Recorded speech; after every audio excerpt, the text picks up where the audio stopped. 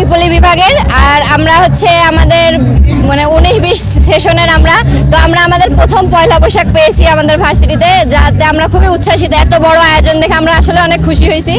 আর আমরা ছোট্ট একটু সংযোজন আমাদের নিজের তরফ থেকে রাখার চেষ্টা করেছি, যেখানে আমরা হচ্ছে আমাদের পান্তার প্লেটার রেখেছি, যাতে আছে 4 রকমের ভর্তা, আলু ভর্তা, বাদাম ভর্তা, কালো জিরা ভর্তা এবং শুটকি ভর্তা, সাথে হচ্ছে মাছ ভাজা।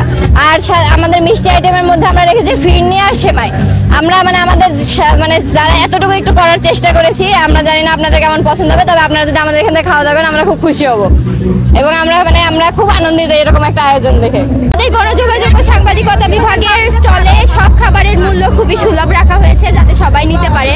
আপনারা আসুন, আমাদের খাবারগুলো চেক করে যান, খেয়ে যান। আপনারা কেউ নিরাশ হবেন না। আমাদের ঘোলটা অনেক মজার, এই পর্যন্ত 2বার শেষ হয়ে গেছে, আমরা আবার বানাচ্ছি।